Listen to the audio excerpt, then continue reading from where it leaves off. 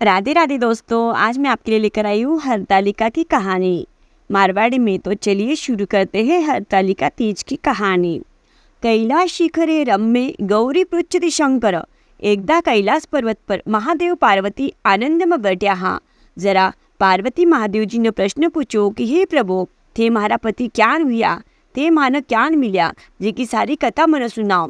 कौन सा व्रत का पुण्य प्रताप सु थे मन मिल्या, जी की सारी कथा मन सुनाओ। जरा महादेव जी बोल्या, हे देवी, जो व्रत का प्रभाव सु मारो अर्धा संतान मिल्यो, जीको सारो वृत्तांत मैं तने सुनाऊं, तू चित्त लगा कर सुन।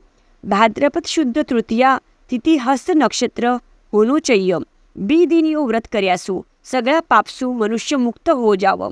थारो जन्म हिमाचल पर्वत पर हुयो। राजो हिमाचल बहुत आनंदित हुयो। 5 बरस की हुआ पचे तू तपश्चर्या करवाने लागी।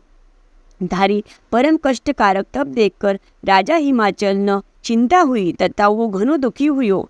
आ मारी कन्या की न देव यान चिंता करो हो। इत्ताम नारद मुनि जी को आगमन हुयो। ब्याको आदर आतिथ्य कर्या, पूजा करी तथा सिंहासन पर बिठाकर ब्याको सत्कार कर्यो और पूछो कि ते किसा कारण सु आटा आया हो।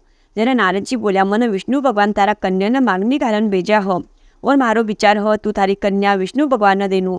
अपनी कन्या न मांगनी घालियो देखकर हिमाचल न घनो आनंद हुयो और वो अपनी कन्या भी न देवन को ठहराव।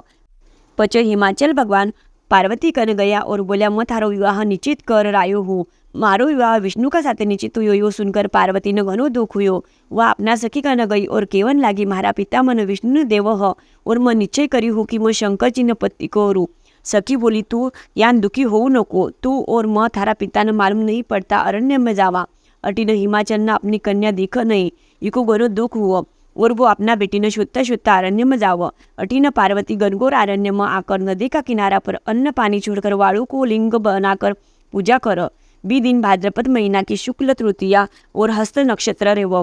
बी दिन तू रात का जागरण करी। ई व्रत का प्रभाव सु मारो आसर हालन लाग्यो। तू और थारी सखी बेटी ही जट में अकस्मात प्रगट हुयो और तने वर मांगन कयो। जना तू बोली, हे महेश्वर, ते प्रसन्न होकर वर देवो तो तेज मारा पति हो जाओ।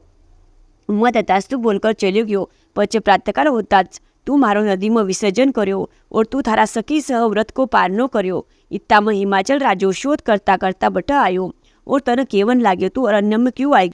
जरा तू बोली, थे मारो ब्याह विष्णु का साथे निश्चित कर्या और मैं निश्चय कर्यो शंकर का साथे ब्याह करूँ, जी को मैं अरण्य में आएगी। और अभी भी ते शंकर जी का साथे ब्याह करो तो मैं घर आऊँ, नहीं तो आटे ही रहो। हिमाचल बोल्या, थारो ब्याह शंकर का साथे करूँ। यान वचन देकर घर लेहर गयो और मारो साथे थारो ब्याह यथा विधि विवाह कर दियो। यो व्रत आज तने कयो हूँ, अभी तक कुन सुद्धा नहीं बोलो। जी की लुगाई यो व्रत करी बिना सौभाग्य मिली और पाप मुक्त हो जाई। एको नाव हरतालिका क्यान पड्यो, जिको भी तना आज केवू। सखी थारो हरण कर्यो म्हणून ई व्रत को नाव हरतालिका पड्यो। गंगा का वाळू को लिंग कर। ई महीना में जितना झाड़ रेव बित्ता झाड़ का पान तथा फल चढ़ावनो। ई दिन फराळ को करनो, अन्न खानो नहीं। दूसरा दिन पाना का टेम यथाशक्ति अनुसार पात्र लेकर अनाज भरकर ब्राह्मण ने दान देवनो। पचे जीवनो। हे हरतालिका देवी, सवा भाग अमर रखजे, भूली चुकी माफ करजे। 2 नाव घटता 2 नाव बढ़ता था नहीं अर्पण।